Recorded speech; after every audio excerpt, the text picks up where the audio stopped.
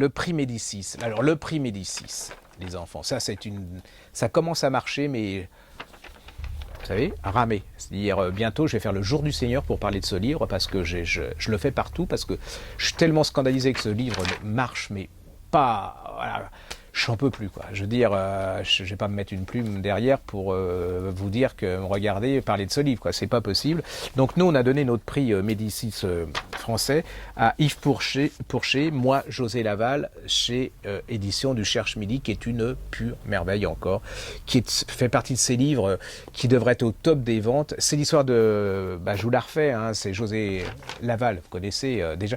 Je crois que vous avez peur, hein, quand vous voyez Laval, vous tirez là...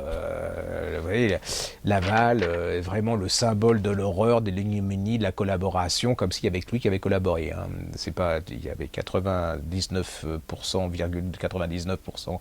de résistants et il y avait un collabo, c'était Laval. C'est la quintessence de l'horreur. Et c'est vrai que ce type est la quintessence de l'horreur. Hein. C'est-à-dire, il a quand même envoyé des milliers de juifs. Hein. Une horreur, je ne le nie pas. Et là, vous avez l'histoire de sa fille, hein, José Laval, et vous allez voir comment cette fille est complètement...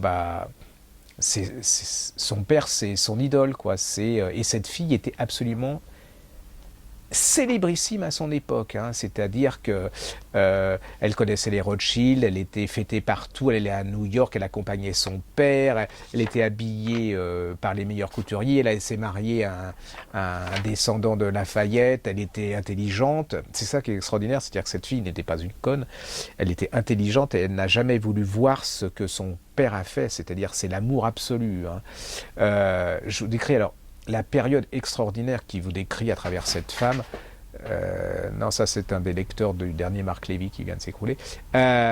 Donc vous allez découvrir l'avant-guerre, c'est-à-dire comment tous les gens ont quand même, beaucoup de l'établissement français ont poussé Laval vers le pouvoir pour garder leurs privilèges, garder leur richesse face au Front populaire. Vous allez voir comment...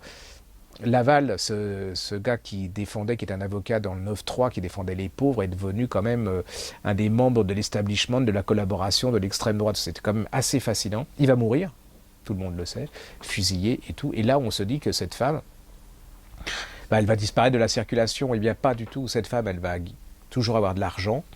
Elle va recevoir dans les salons la meilleure société parisienne, et puis elle va être à la recherche de son père. Elle va être, elle s'est jamais remise de ça. Elle va toujours être habillée par les plus grands couturiers. Il y a des scènes absolument extraordinaires où à la fin de sa vie, elle est dans une voiture, elle est dans Paris la nuit avec son chauffeur et elle va voir tous les endroits où il était avec son père. C'est un personnage de femme absolument subtilement, psychologiquement étonnant. Laval, il y a le père qui apparaît derrière ça, et ce qui est encore plus terrible derrière cet homme, c'est qu'il n'est pas dupe, c'est-à-dire qu'il sait qu'il ne fera jamais partie de cet establishment parce qu'il est auvergnat, il a la peau mate, qu'il est un peu bling-bling, puis bon, c'est une crapule, hein, mais bon, la crapule, il y en a aussi dans l'establishment, c'est le moins qu'on puisse dire, et voilà, le noir n'est pas noir et le blanc n'est pas blanc. C'est un livre absolument d'une finesse extraordinaire qui vous fait vivre une époque avec, vous comprenez, hein, la haine qu'il y a derrière dans cette époque, mais une haine à tous les niveaux. Ce personnage, elle nous émeut, hein. Moi, José Laval, quelque part, elle m'émeut malgré qu'elle soit une tête à claque, qu'elle soit insupportable, et puis, mais elle a quelque chose de... Voilà. Allez-y, ça s'appelle Moi, José Laval, de Yves Pourchet, Cherche Midi. C'est une des très belles réussites de cette année.